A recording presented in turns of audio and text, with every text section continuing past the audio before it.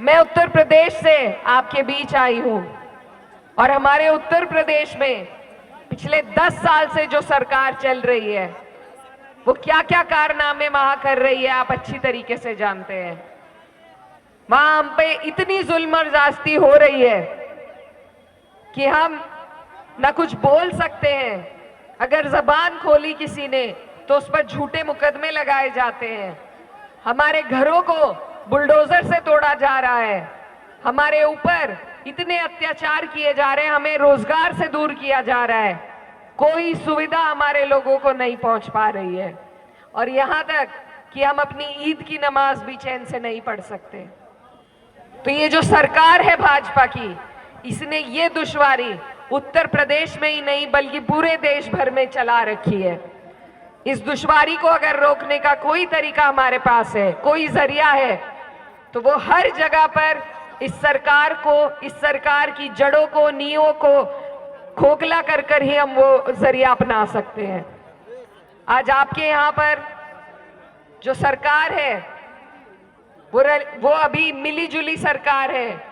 अभी आपने भाजपा का पूर्ण रूप से राज नहीं देखा और मैं नहीं चाहती कि मेरे बिहार के भाइयों पर वो दिन आए कि आपको भी उत्तर प्रदेश की तरह जुल्म और ज्यादती झेलनी पड़े। इसीलिए मैं इतनी दूर से आपके बीच में ये पैगाम लेकर आई हूं कि अगर इस बार हमसे चूक हुई, अगर इस बार भाजपा बिहार जीती तो अब की बार वो नीतीश जी को मुख्यमंत्री भी नहीं बनाएंगे, वो खुद सत्ता हासिल करेंगे जैसे महाराष्ट्र में उन्होंने किया और उसके बाद उसी तरीके से यहां पर शासन करेंगे जैसे वो उत्तर प्रदेश में कर रहे हैं। मैं आपको डराने नहीं आई, सिर्फ एक बहन बेटी होने के नाते अपना दर्द आपके बीच में रखने आई हूं और आपको आगाह करने आई हूं कि ये सरकार हमारे वोटों के काबिल नहीं है।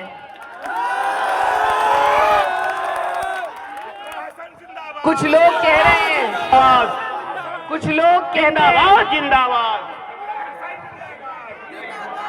कुछ लोग कहते हैं कि हमारे ऊपर ठेका नहीं है भाजपा को हराने का।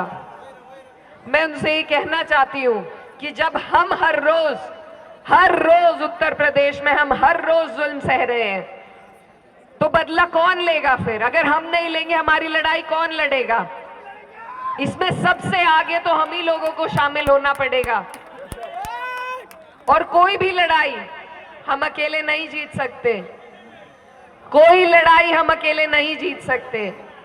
हमें एक दूसरे के ढाल की, एक दूसरे के साथ की जरूरत है। हमें 36 बिरादरी के साथ की जरूरत है। सर्व समाज, सबका सम्मान, तभी ये लड़ाई जीती जा सकती है। हाफिज साहब ने आपको बताया कि जहां से मैं आती हूं, जिस सरजमी से मैं आती हूं, वहां पर मेरी कौम की आबादी सिर्फ 30% है, लेकिन वहां के लोगों का ये बड़प्पन है कि उन्होंने फिर भी मुझे अपनी बेटी, अपनी बहन स्वीकार करके सब इतनी कम उम्र में देश की सबसे बड़ी पंचायत में भेजा। आज मेरा फर्ज है कि मैं अपने मुसलमान भाइयों के साथ साथ अपने हिंदू भाई की आवाज उनसे पहले उठाने का काम करूं। इकरा हसन जिंदाबाद, अगर हसन जिंदाबाद। अगर मैं सिर्फ अपनी बात करूं तो वो कोई बात नहीं, अगर आप सिर्फ अपनी बात करें वो कोई बात नहीं। बात तब बनती है जब हम एक दूसरे की बात करें। तो ये जो खूबसूरती हमारे देश की है, ये जो गंगा जमुनी तहजीब है, इसी की हिफाजत हमें करनी है। आज हर जगह जहां भी भाजपा आती है, ये बहुत शातिर पार्टी है, ये जगह जगह पर कभी दूसरी पार्टी के इस्तेमाल करके, कभी कोई और हथकंडा इस्तेमाल करके, कभी सत्ता में काबिज सारी मशीनरी का इस्तेमाल करके ये चुनावों को जीतने का काम करती है। तो इसीलिए आप सबको, हमको बहुत हिम्मत और बहुत हिकमत से काम लेना है। हमें सोच समझ के वोट देना है कि हमारा वोट जिसको ताकत दे रहा है, कल को वो आदमी उस ताकत का इस्तेमाल हमारे खिलाफ ना करे। जेडीयू ने जो आपके साथ किया, मैं आपको याद दिलाना चाहती हूं, आपने उन्हें चुनाव जिताए ये जो सरकार में आज बैठे हैं, गद्दा नशी हुए, ये आपकी वजह से बैठे हैं। उन्हें आपने जिताया था, लेकिन उन्होंने क्या किया? जब वक्फ का बिल आया, मैं इस बात की गवाह हूं, उन्होंने सबसे पहले आपके खिलाफ उस बिल का समर्थन किया। हमारे पीठ में छुरा भोंकने का काम उन्होंने किया। आज अगर हम उसका बदला नहीं लेंगे तो हमारी लड़ाई कौन लड़ेगा? और हम ये लड़ाई लाठी डंडों से नहीं लड़ सकते। अगर कोई जरिया हमारे पास है तो वो सिर्फ अपने वोट का जरिया है। जब वक्फ के लिए विरोध प्रदर्शन हो रहा था, हम जगह जगह पूरे देश में घूमे और हमने तब ये इख्तियार किया था कि जब बिहार का चुनाव होगा तो इस धोखे का बदला बिहार के लोग जेडीयू को और भाजपा को देने का काम करेंगे। बताइए, करेंगे या नहीं? इनकी सारी योजना, इनकी सारी नीयत आपके खिलाफ है। आज वक्फ एक उदाहरण है। अब आप पे एसआईआर लगाया जा रहा है। वो दिन दूर नहीं, अमित शाह जी कह चुके हैं कि एनआरसी भी लागू करेंगे। हम कब तक इनसे इसी तरीके से लड़ाई लड़ेंगे? किस तरीके से हम इन्हें अपने सबूत देंगे कि हमारे बुजुर्गों का, हमारे पूर्वजों का खून इसी मिट्टी में शामिल है? कैसे बताएंगे आप? इनके मंसूबों को हमें इसी वक्त फेल करना होगा। अगर इनकी जड़ें मजबूत हुई तो न जाने कौन कौन से कानून ये हमारे ऊपर लाएंगे।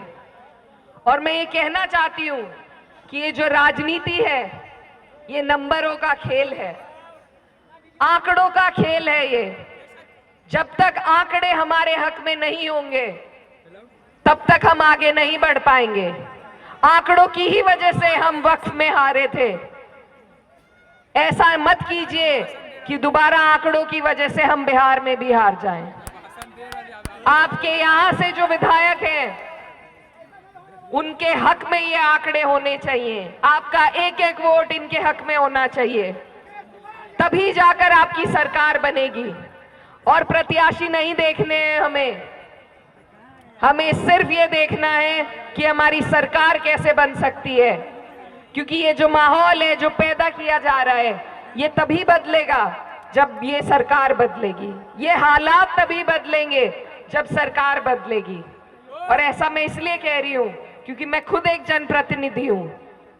उत्तर प्रदेश में मगर हमारी सरकार नहीं है तो हम उस तरीके से अपने लोगों के काम नहीं कर सकते जितना हम करना चाहते हैं।